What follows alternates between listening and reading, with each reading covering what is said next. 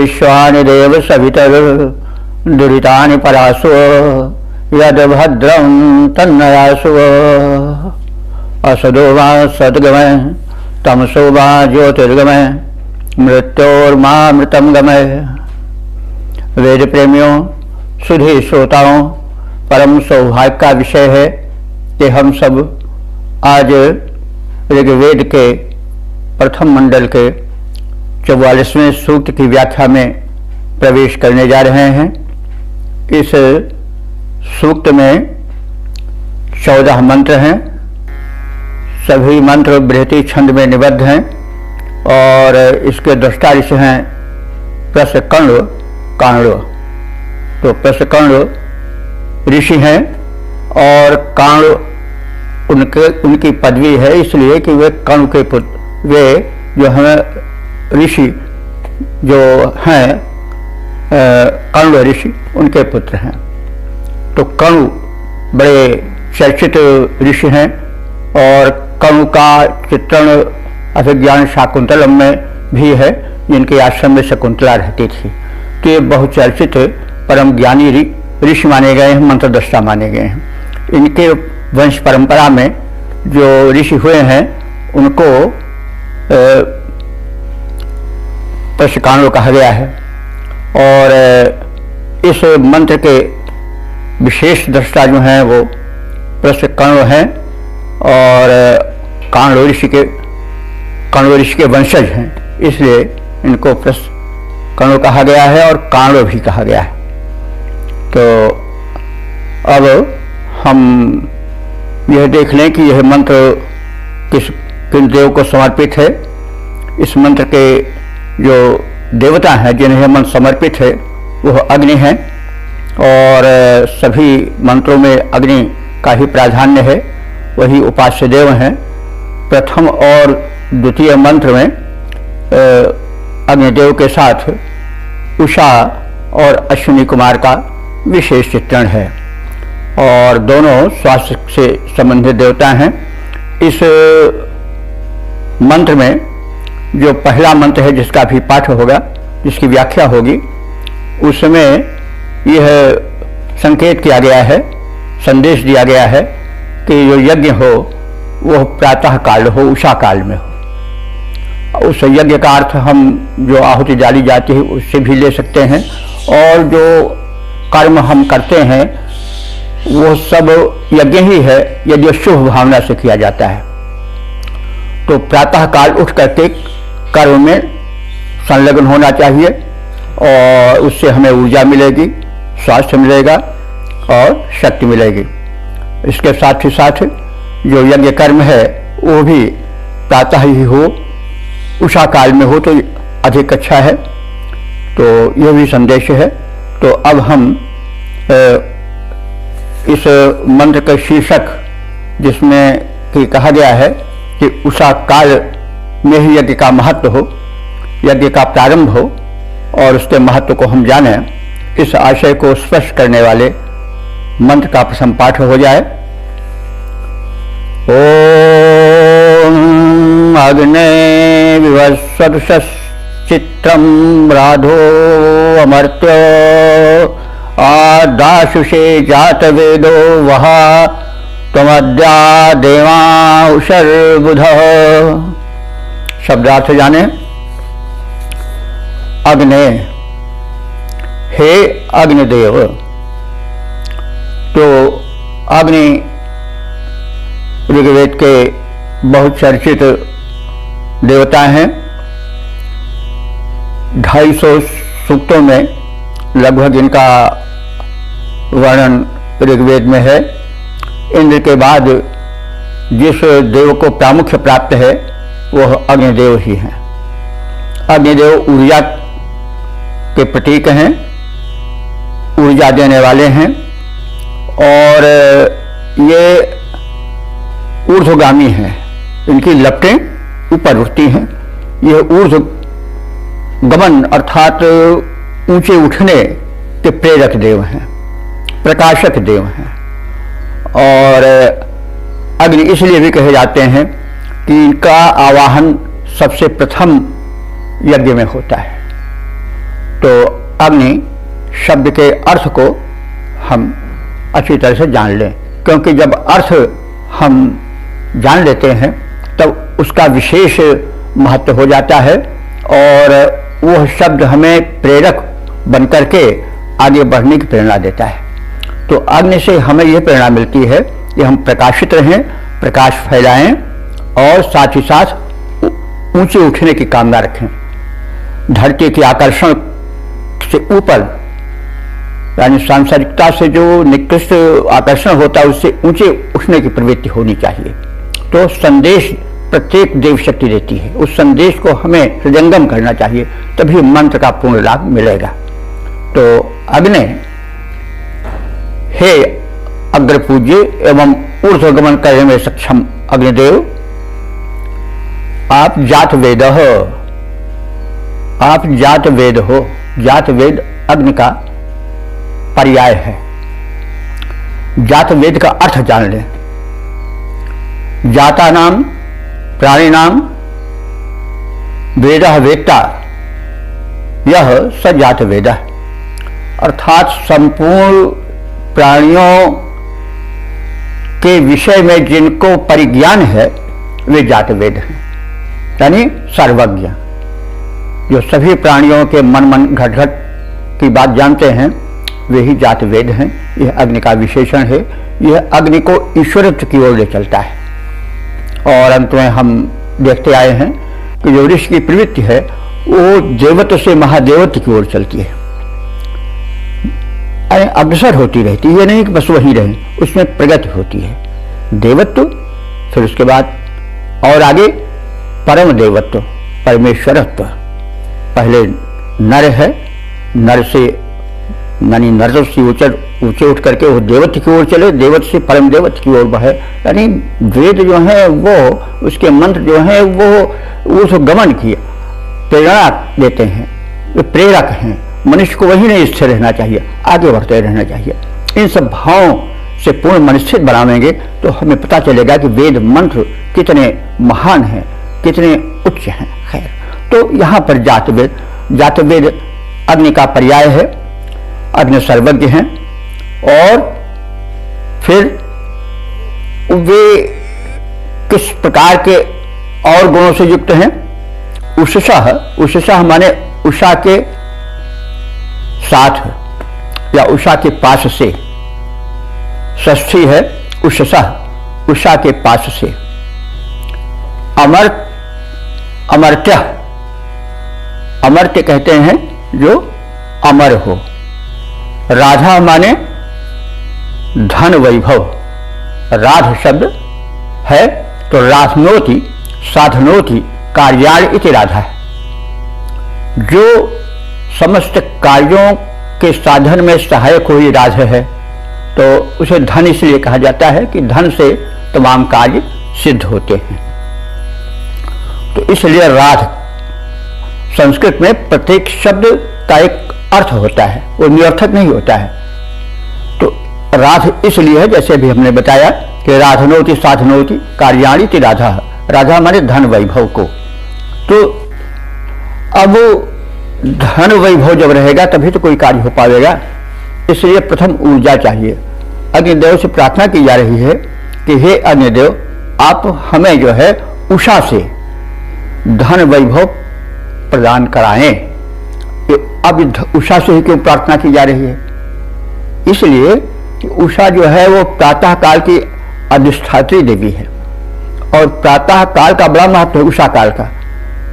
इसको अंग्रेजी में भी कहा गया है कि early to bed and early to rise makes healthy wealthy and wise. यह संदेश छिपा हुआ ऋषि दे रहा है। उषा काल से लाओ तुम, क्योंकि अगर उषा काल में धन वैभव भरा हुआ है, मतलब क्या हुआ, यदि हम उषा काल में उठ करके सक्रिय हो जाएंगे, अपने अपने कार्यों में लग जाएंगे, हव्य कार्य अन्य कोई शुभ कार्य जो यज्ञ स्वरूप है, तो उससे हमको धन वैभव मिलेगा। तो इस धन वैभव की प्राप्ति को उषा से जोड़ दिया गया है, इसलिए कि उषा जो है वह प्रातःकालीन दिव्य शक्तियों को भरे रहती है और उस समय में हमें आरोग्य का धन मिलेगा, स्वास्थ्य का धन मिलेगा, कार्य में संलग्न हो जाएंगे तो हमें कार्य करने में सफलता मिलेगी और जीवन के उतने क्षण बढ़ जाएंगे। तो इसलिए उषा से ला करके दो। तो हे अग्निदेव, उषा जो कि स्वास्थ्य की शक्ति को भरे हुए है, जो कि कर्मशीलता की शक्ति भरे हुए है, जो कि नवीन चेतना की शक्ति भरे हुए है, उस उषा देवी से ला करके हम उपासकों को संपन्न, सुखी, स्वस्थ बनाओ, यह संदेश है। तो राधा धन वैभव को हम दाशुषे माने जो हव्यदाता यजमान है या दानी यजमान हैं, उनको तुम संपन्न करो, उन्हें तुम ला करके दो। क्या?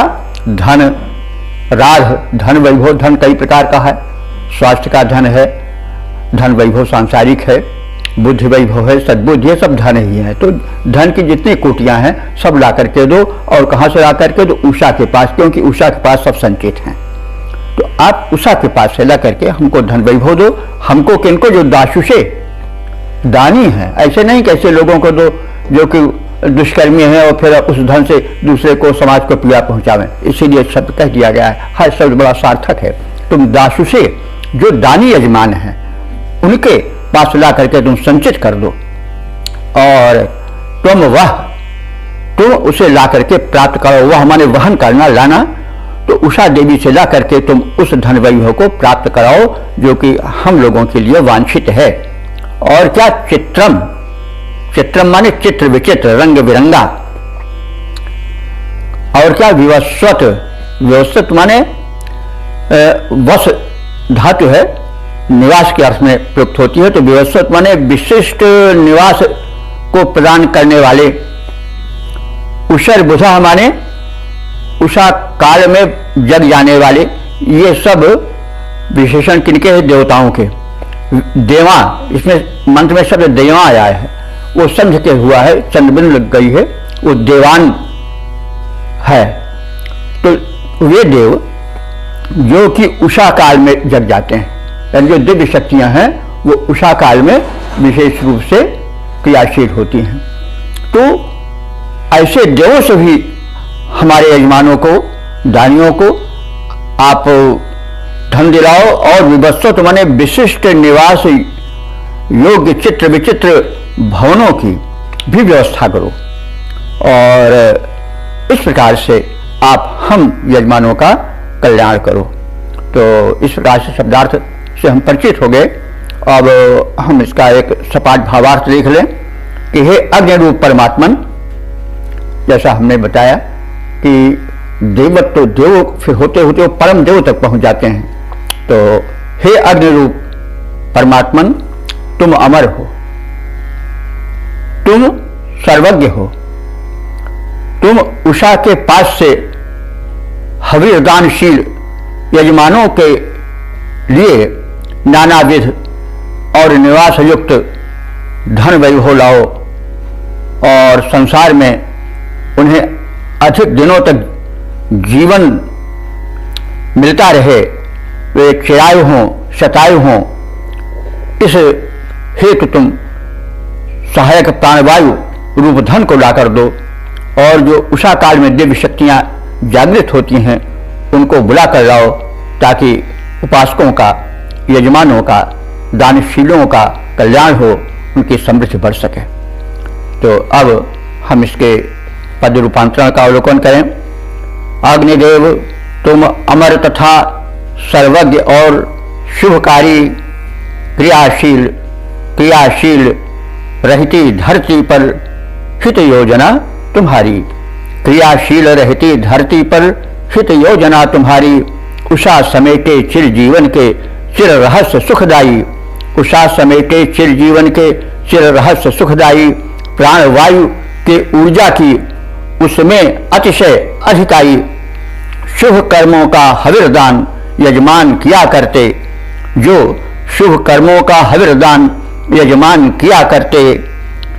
उषा काल में उठकर तेरा ध्यान किया करते। उषा काल में जगे देव शक्तियां उन्हें ले आओ। उषा काल में जगी देव शक्तियां उन्हें ले आओ। अग्निदेव, तुम अमर तथा सर्वज्ञ और शुभकारी क्रियाशील रहती धरती पर हित योजना तुम्हारी। अब इसी को हम जरा छंदोबद्ध रूप में, जो कि घनाक्षरी में निबद्ध है, उसको भी देख लें। अग्निदेव अजर अमर देवता हो तुम, अग्निदेव अजर अमर देवता हो तुम, सर्वज्ञ हो और शुभकारी हितकारी हो, दानी यजमान के हितैषी भगवान बनो, अग्निदेव ऊर्जा के जनक शुभकारी हो। ऐसे धन लाओ जो हमें टिकाने वाला बने, ऐसे धन लाओ जो हमें टिकाने वाला बने, विविध गुणों से भरा और हितकारी हो। उषा काल में प्रबुद्ध होती दिव्य शक्तियां हैं, उषा काल में प्रबुद्ध होती दिव्य शक्तियां हैं, उन्हें लाओ यज्ञ में परम उपकारी हो। इस प्रकार से यह प्रातः काल कार्य करने की, उषा काल में शुभ कार्यों में संलग्न होने की विशेष संदेश की योजना इस मंत्र में है।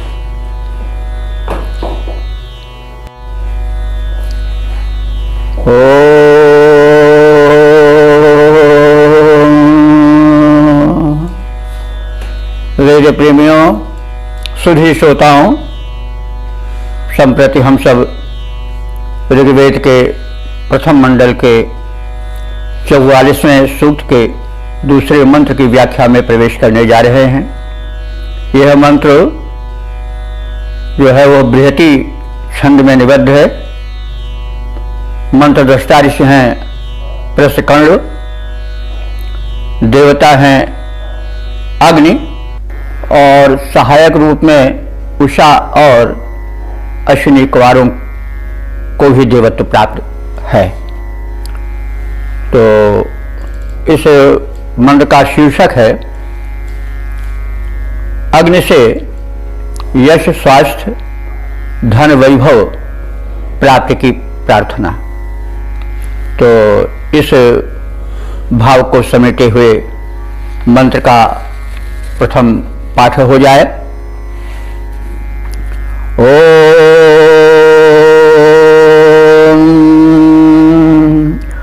जुष्टो हि दूतो असि हव्यवाहनो अग्ने रथिरध्वराणाम् सजूरशिभामुषसा सुवीर्यमस्मे धेहि शवो बृहत्। शब्दार्थ से परिचित हो लें। अग्नि, हे अग्नि देवता, संबोधन है। जुष्ट, जुष्ट हमारे सेवित, किसके द्वारा सेवित? देवों द्वारा सेवित। दूत हो माने दूत हो, दूत असि, दूत हो।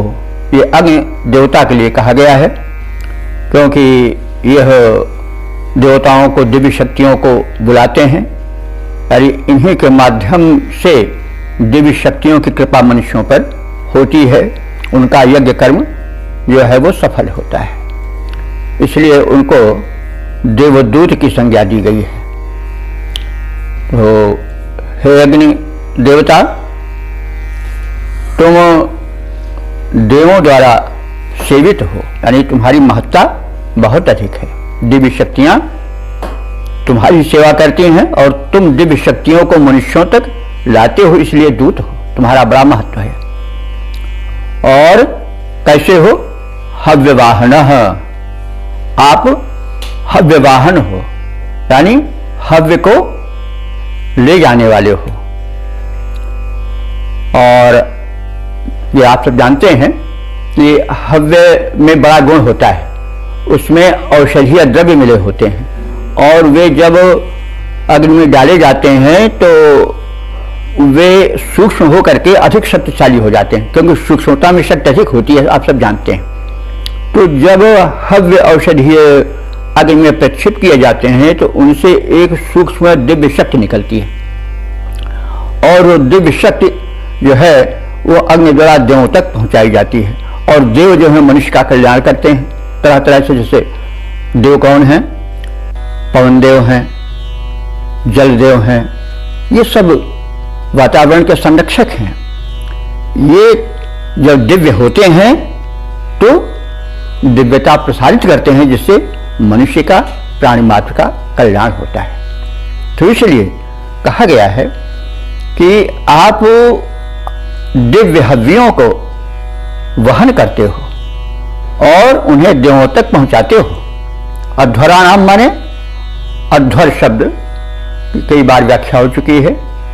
अध्वर कहते हैं वह यज्ञ जिसमें हिंसा न हो, ध्वर कहते हैं हिंसा, और अ माने निषेध है, तो हिंसा विहीन यज्ञ को अध्वर कहा जाता है। तो हमेशा प्राय हर सूक्त में अध्वर शब्द आया है और ये सूचना दी गई है कि यज्ञ में किसी प्रकार की हिंसा नहीं होनी चाहिए। कर्म अगर कोई भी हो उसमें हिंसा हुई, हिंसा का भी हमको व्यापक अर्थ लेना पड़ेगा।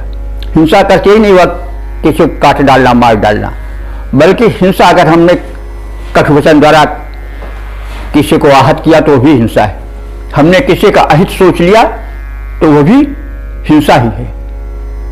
तो ये सब व्यापक अर्थ लेते हैं। तो जिस यज्ञ में, कोई भी यज्ञ हो, चाहे यज्ञ वेदी का यज्ञ हो, चाहे शुभ कर्म वाला यज्ञ हो, उसमें हिंसा नहीं होनी चाहिए, किसी को कष्ट नहीं होना चाहिए। ऋषि का प्रथम संदेश है। यह जो विकार आ गया यज्ञ में पशु बलि वगैरह का, यह बाद की विकृति है जो कि किन्हीं कारणों से बढ़ गई। हमने कभी इसकी चर्चा भी किया होगा, आगे प्रसंग करेंगे भी कि क्यों ऐसा हुआ। तो बहरहाल वो तो प्रसंग से बाहर की चीज है, लेकिन यह है कि कहना हमारा यह है कि यज्ञ कोई भी हो, कार्य कोई भी हो, हम जब उसे लोकहित में प्रारंभ करें तो ये ध्यान रखें कि उसमें हिंसा न हो। तो इसीलिए ऋषि कह रहा है कि हे अग्निदेव, तुम अध्वराणाम, अध्वर का षष्ठी बहुवचन है, यज्ञों में, हिंसा रहित यज्ञों में, उसके लिए रथी हो, माने रथ स्थानीय हो। जैसे रथ व्यक्ति को, पदार्थ को एक स्थान से दूसरे स्थान पर ला देता है, वैसे तुम यज्ञ के लाभों को वहन करते हो और पहुंचाते रहते हो चारों तरफ। तो तुम रथी माने रथ स्थानीय हो, और सजीव माने उसके साथ सदैव विद्यमान रहने वाले हो। और क्या हो, अश्विनीभ्याम, अश्विनीभ्याम द्विवचन है अश्विनी का, अश्विनी से हम लोग परिचित हैं। ये देव भिषज के रूप में प्रसिद्ध हैं। इनका वेदों में काफी चर्चा की गई है। स्वास्थ्य के संदर्भ में इनका विशेष नाम आता है, और ये दो रहते हैं साथ साथ, इसलिए अश्विनीभ्याम द्विवचन प्रयोग भी किया गया है। तो अश्विनियों का स्वास्थ्य से विशेष संबंध है, उषा का भी स्वास्थ्य से विशेष संबंध है, इसलिए प्रातः काल में इनका नाम लिया गया है। प्रातः काल में इनका वैशिष्ट्य होता है, अग्नि कर्म प्रातः काल होना चाहिए, कोई शुभ कार्य बिल्कुल उषा काल में प्रारंभ होना चाहिए, क्योंकि उषा काल में अश्विनी कुमार भी सक्रिय रहते हैं। अश्विनी कुमारों को ऋग्वेद में उषा का पुत्र भी कहा गया है, संबंधित है एक दूसरे से, पुत्र और माता का संबंध है उषा में और अश्विनी कुमारों में। यानी ये सब दोनों बाप माता और पुत्र मिलकर के स्वास्थ्य और सुख और प्रगति, धन धान्य की भूमिका बनाते हैं। तो इन्हें दो मंत्रों में विशेष करके उषा काल में उठने, कार्यरत हो जाने, अग्नि क्रिया संपन्न करने की व्यवस्था है, इस पर विशेष बल दिया गया है। तो अश्विनीभ्याम, दोनों अश्विनी कुमारों को उषसा, उषसा उषा उषस का तृतीया है, सहयोगी तृतीया, उषसा माने उषा देवी के साथ। उषा देवी जो कि स्वास्थ्य की संरक्षिका हैं और प्रातः काल की ब्राह्म वेला की अधिष्ठात्री देवी हैं, उनके साथ उषसा उषसा उषसा उषा उषा देवी के साथ सुवीर्यम, सुवीर्य कहते हैं श्रेष्ठ पराक्रम, वीर्य बल पराक्रम, तो सुवीर्यम पराक्रम को, बल को, और बृहत शव, बृहत माने होता है व्यापक, और शव कहते हैं अन्न को और यश दोनों के अर्थ में प्रयुक्त होता है। शव शब्द जो है अन्न और यश दोनों के अर्थ में प्रयुक्त होता है। तो बृहत शव हमारे व्यापक रूप से हमको यश दो और अन्न भी प्रदान करो। ध्येय माने धारण कराओ, यानी प्रदान करो। तो इस प्रकार से इसका अर्थ यह हुआ मतलब शब्दार्थ जानने के पश्चात अब अर्थ में हम प्रवेश करें। हे अग्नि देवता, तुम देवों के सेवित दूत हो, हविष्यान्न को देवों तक पहुंचाने वाले हो, यज्ञों में देवों को बुलाकर लाने वाले हो और उन दिव्य शक्तियों को लाने के लिए तुम रथ के समान बन जाते हो, साधन बन जाते हो। अश्विनी कुमारों और उषा के साथ तुम हमारे यज्ञ में विराजमान हो और हमें बल, पराक्रम, धन, वैभव और व्यापक यश आदि धारण कराओ, प्रदान कराओ। तो इस प्रकार से यह संदेश दिया गया है कि व्यक्ति, साधक, यजमान प्रातःकाल उषा काल में प्रबुद्ध हों, शुभ कार्य में लग जाएं, हव्य कार्य हो अथवा अन्य कोई कार्य हो। और इस अवसर पर जो अग्निदेव हैं वो स्वयं जो यजमान होगा, जो कार्य निरत विद्वान होगा, उसको धन वैभव दिलाने में सहायक होंगे। अग्नि का महत्व बहुत है, इसकी चर्चा बहुत हो चुकी है। अब हम इसका पद रूपांतरण देखें। हे अग्निदेव तुम हो महान, हे अग्निदेव तुम हो महान, तुम देवदूत सेवित प्रभु देवों को देते हविष्यान्न। हे अग्निदेव तुम हो महान, देवों को यज्ञ भूमि पर ले आने वाले रथ के समान, देवों को यज्ञ भूमि पर ले आने वाले रथ के समान अश्विनी कुमारों और उषा के संग मिले हो।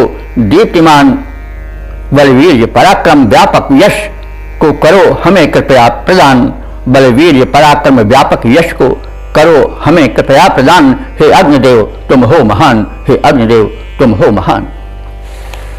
इसको हम घराक्षरी छंद में भी देख लें। अग्निदेव मान्य देव दूत देव हो महान, अग्निदेव मान्य देव दूत देव मंडल के हवि को वहन करने के अधिकारी हो। रथवत देवों को हो यज्ञ भूमि पर लाते, हम यजमानों के परम उपकारी हो। अश्विनी कुमार उषा दोनों स्वास्थ्य देने वाले, अश्विनी कुमार उषा दोनों स्वास्थ्य देने वाले, उनको बुला के लाओ विनती हमारी है। हमें बल वीर्य से पराक्रम से पूर्ण करो, हमें बल वीर्य से पराक्रम से पूर्ण करो। जानते हैं देव शक्ति व्यापक तुम्हारी है, जानते हैं शक्ति देव व्यापक तुम्हारी है।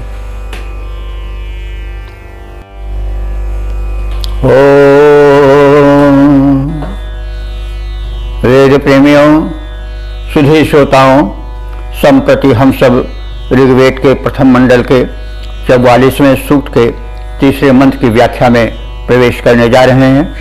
यह मंत्र बृहति छंद में निबद्ध है। इसके दृष्टारिष्ट हैं प्रस्कंड, देवता हैं अग्नि और शीर्षक है विविध गुण संपन्न अग्निदेव का आवाहन। अब इस अर्थ को समेटे हुए मंत्र का प्रथम पाठ हो जाए।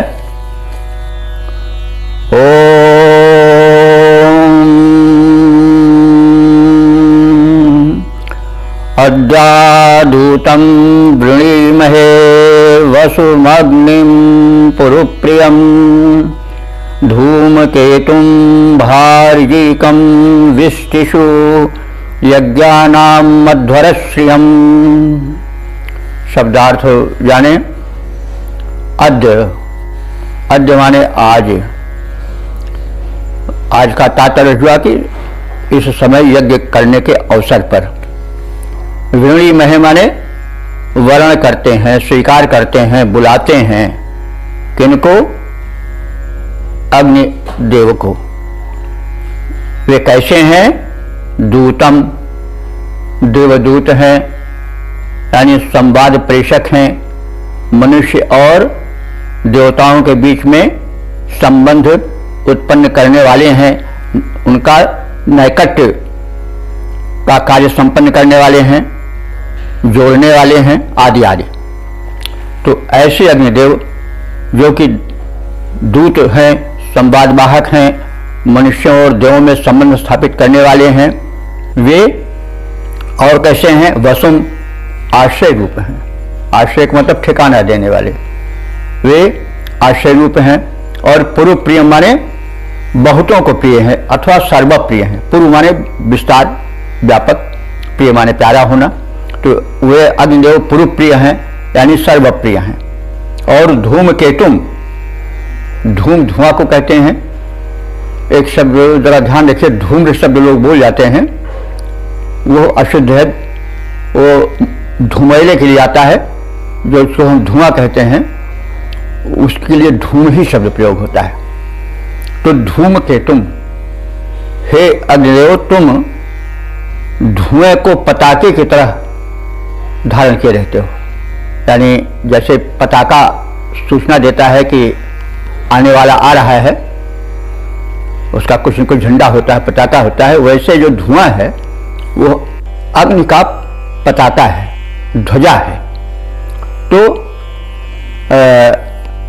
धूम एव केतु यस्य सः धूमकेतु, तो हे अग्निदेव तुम धूम की ध्वजा धारण करने वाले हो, देवदूत हो, सर्वप्रिय हो आदि विशेषण हैं। तो ऐसे तुम व्यष्टिषु यज्ञानाम, व्यष्टिषु माने उषा काल में, यज्ञानाम माने यज्ञों के संपन्न होने वाले शुभ कर्म में, अध्वर श्रियम, यहां भी अध्वर शब्द आया है। अध्वर माने हिंसा रहित यज्ञ, कि श्रिय माने शोभा, यानी तुम हिंसा रहित यज्ञ की शोभा हो। और ऐसे अग्निदेव को हम वृणी महे इस अपने शुभ कार्य में, इस अपने यज्ञ में वर्ण करते हैं, स्वागत करते हैं, बुलाते हैं। तो अब हम इसका भावार्थ जाने कि हे अग्निदेव आप आश्रय रूप हैं, सबको ठिकाना देने वाले हैं और देवदूत हैं, धूम की पताका धारण करने वाले हैं और अपने गुणों के कारण, श्रेष्ठता के कारण सर्वप्रिय हैं। आप भाह, भाह कहते हैं ज्योति, और ऋजिकम माने समलंकृत होना। आप भाह ऋजिकम यानी ज्योति से समलंकृत हैं और उषा काल में होने वाले यज्ञों और हिंसा रहित यज्ञों के श्रृंगार हैं, शोभा हैं। आज हम इन गुणों से संपन्न अग्निदेव का वर्ण करते हैं। तो अग्निदेव के गुण और उनकी उपासना और प्रातः काल में अग्नि कर्म को प्रारंभ करना, हव्य आदि को, यह संदेश ऋषि दे रहा है। तो शब्दार्थ से और संक्षिप्त भावार्थ से परिचित होने के पश्चात अब हम इसका पद्य रूपांतरण देखें। जो सर्वप्रिय उन अग्निदेव का वर्ण आज हम करते हैं, जो सर्वप्रिय उन अग्निदेव का वर्ण आज हम करते हैं, जो देवदूत हैं, पूत परम, जो धूम पताका धरते हैं, निज आभा से समलंकृत, निज आभा से समलंकृत जो ज्योतिमान अतिशय उदार श्रृंगार उषा कालिक यज्ञों के शोभा में अध्वराधार हम आज वर्ण उनका करते, उनको श्रद्धा से भरते हैं। जो सर्वप्रिय उन अग्निदेव का वर्ण आज हम करते हैं। इसी को घनाक्षरी छंद में देख लें। अग्निदेव आश्रय रूप, अग्निदेव आश्रय रूप, आश्रय करें प्रदान, देवों को बुलाते धूम झंडा फहराते हैं। प्रिय हैं सभी के द्युतिमान निज तेज से हैं, हिंसाहीन यज्ञ में विशिष्ट छवि पाते हैं। उषा काल में जो यज्ञ होती है वहां से, उषा काल में जो यज्ञ होती वहां पर अग्नि आकर सदा ही छवि छटा छिटकाते हैं। आज करते हैं ऐसे अग्निदेव का वर्ण, देवदूत दिव्य शक्तियों को बुला लाते हैं, देवदूत दिव्य शक्तियों को बुला लाते हैं। ओम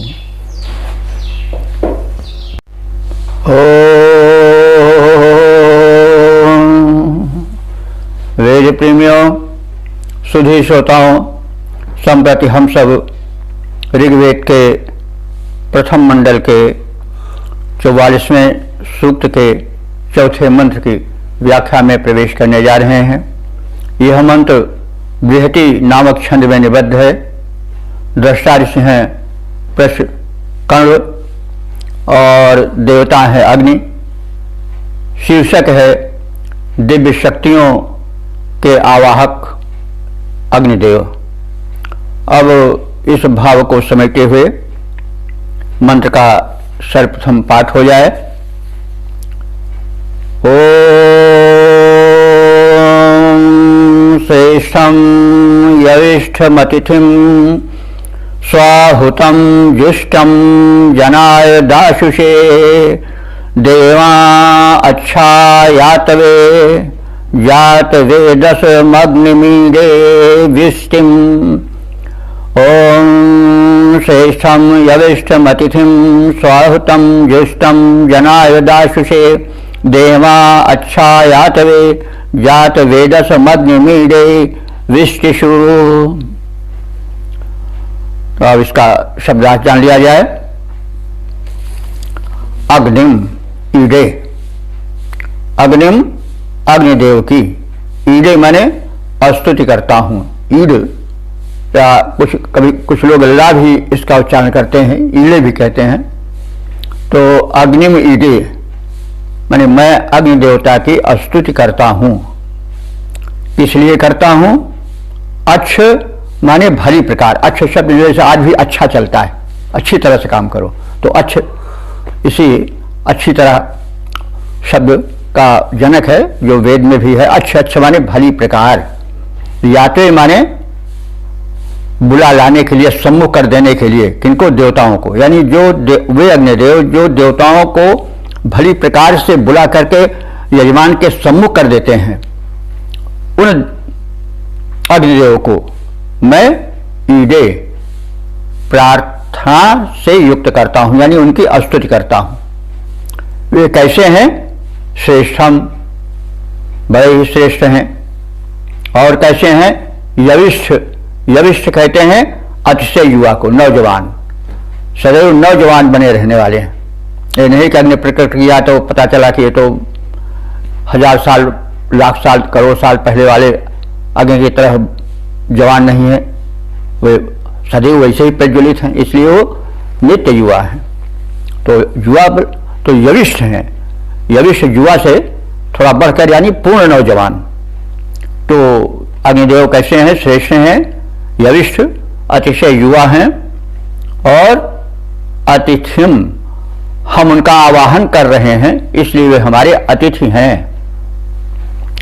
और सुआहुतम, सु माने भली प्रकार से, विधिवत। आहुतम माने आहुति दिए जाने योग्य हैं। और कैसे हैं?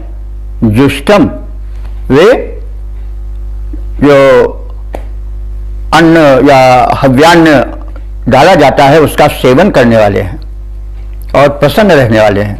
और कैसे हैं? जात वेदस, जात वेदस, जात वेदस सर्वज्ञ को कहते हैं। जातानाम प्राणिनाम वेत्ताइत जात वेदा, वह जो समस्त प्राणियों की गतिविधियों को जानता हो वो जात वेदस है, यानी सर्वज्ञ है। तो यहाँ अग्नि का यह संबोधन है, उनका विशेषण है। तो वे अग्नि जो हैं वो जात वेदस हैं। उन जात वेदसम, उन सर्वज्ञ अग्नि को विष्टिषु, विष्णु विष्टिषु कहते हैं उषा काल में। विष्टिषु उषा काल में, यानी उषा काल में होने वाले यज्ञ में, जैसा पहले बताया गया उषा काल का बड़ा महत्व है। तो उषा काल में संपन्न होने वाले यज्ञ में देवा, वो देवा जो है वो देवान बन जाता है। देवान माने देवों को, देवताओं को, दिव्य शक्तियों को अच्छी प्रकार से बुलाने वाले हैं, सम्मुख करने वाले हैं। ऐसे अग्निदेव की मैं स्तुति करता हूं, प्रार्थना करता हूं। तो अब शब्दार्थ जान लेने के पश्चात भावार्थ में प्रवेश करें। अग्निदेवता श्रेष्ठ, अतिशय युवक, सर्वज्ञ, विधिवत आहुति प्राप्त होने पर प्रसन्न होने वाले देव हैं।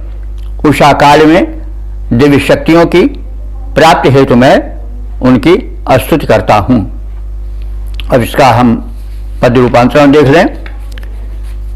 वे अग्नि रूप परमेश्वर हैं, वे अग्नि रूप परमेश्वर हैं, सर्वोत्कृष्ट सबसे महान, वे अजर अमर अविनाशी हैं सदा बने रहते जवान। विधिवत सत्कर्मों की आहुति पाकर प्रसन्न हो जाते हैं, वे उषा काल में, जो उषा काल में ध्यान धरें वे दिव्य शक्तियां पाते हैं।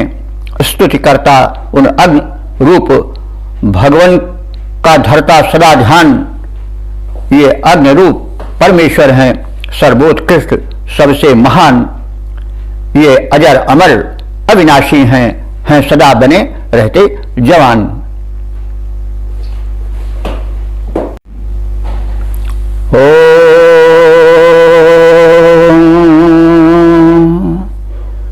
वेद प्रेमियों, सुधी श्रोताओं, संप्रति हम सब ऋग्वेद के प्रथम मंडल के 44वें सूक्त के पंचम मंत्र की व्याख्या में प्रवेश करने जा रहे हैं। यह मंत्र बृहति नामक छंद में निबद्ध है। दृष्टा ऋषि हैं प्रशकंग और देवता हैं अग्नि। शीर्षक है अस्तुत्य अग्निदेव। अब एतत् संबंधी मंत्र का पाठ हो जाए। अस्तविष्यामि त्वामहं विश्वस्यामृत भोजन अग्ने त्रातारममृतं येभ्य यजिष्ठं हव्यवाहन। शब्दार्थ जान लें। अग्ने, हे अग्निदेव, अस्तविष्यामि, मैं आपकी स्तुति करता हूं। त्वाम, तुम्हारी। तो अस्तविष्यामि स्तुति करूंगा या स्तुति करता हूं निकट भविष्य के लिए है, या वो वर्तमान में भी कार्य आता है। अस्तविष्यामि में माने स्तुति करूंगा या स्तुति करने वाला हूं, इस अर्थ का संपादन होता है अस्तविष्यामि से। त्वाम, तुम्हारी, अहम माने मैं, यानी अहम त्वाम अस्तविष्यामि, मैं तुम्हारी शीघ्र ही स्तुति करने वाला हूं। अमृतम, आप कैसे हैं? कीदृशम त्वाम, अमृतम, जो तुम अविनाशी हो, कभी नष्ट होने वाले नहीं हो। अब मंत्र में अग्नि के देवत्व से महादेवत्व की ओर प्रयाण कर रहा है, उन्हें ले जा रहा है। और जैसा मंत्र की प्रवृत्ति है पहले भी कही जा चुकी है कि जब महिमाभिभूत हो जाता है ऋषि का हृदय, तो वह उस देव में परम देवत्व के दर्शन करने लग जाता है। तो हे अग्निदेव, मैं आपकी स्तुति करने वाला हूं। आप जो हैं वो अमृत हैं, अविनाशी हैं और भोजन यानी भोजन प्रदान करने वाले हैं, भोग्य पदार्थ देने वाले हैं। अग्नि, हे अग्नि देवता, त्रातारम, आप रक्षक हैं, परम रक्षक हैं। और अमृतम माने मरण रहित हैं, आपका कभी अंत नहीं होता है। मेध्य, आप पूज्य हैं, आराध्य हैं, यज्ञार्ह हैं, यानी यज्ञ में बुलाने योग्य हैं। और यजिष्ठम, यजिष्ठम माने श्रेष्ठ हैं और यज्ञ के निर्वाहक हैं। आप श्रेष्ठ हैं और यज्ञ कर्म के निर्वाह करने वाले हैं, यानी आपकी सहायता से कोई भी यज्ञ कर्म हो वो संपूर्ण होने वाला है। तो इस प्रकार से शब्दार्थ के परिचित होने के पश्चात भावार्थ से परिचय प्राप्त कर लिया जाए। हे अग्निरूप परमात्मन, हे अग्निरूप परमात्मन, मैं तुम्हारी स्तुति करने वाला हूं। तुम अविनाशी हो, सबको भोजन प्रदान करने वाले हो, सबके रक्षक हो, मरण रहित हो, आराध्य हो, यज्ञार्ह यानी यज्ञ में पूजा पाने योग्य हो और उसके निर्वाहक हो। इस प्रकार के हे सर्वव्यापक अग्निदेव, मैं तुम्हारी प्रार्थना करता हूँ। संदेश यह है कि इस प्रकार से ऊर्जस्वल लोकप्रिय, सबके संरक्षक परमात्मा का ध्यान तेज तेज रूप में करना चाहिए।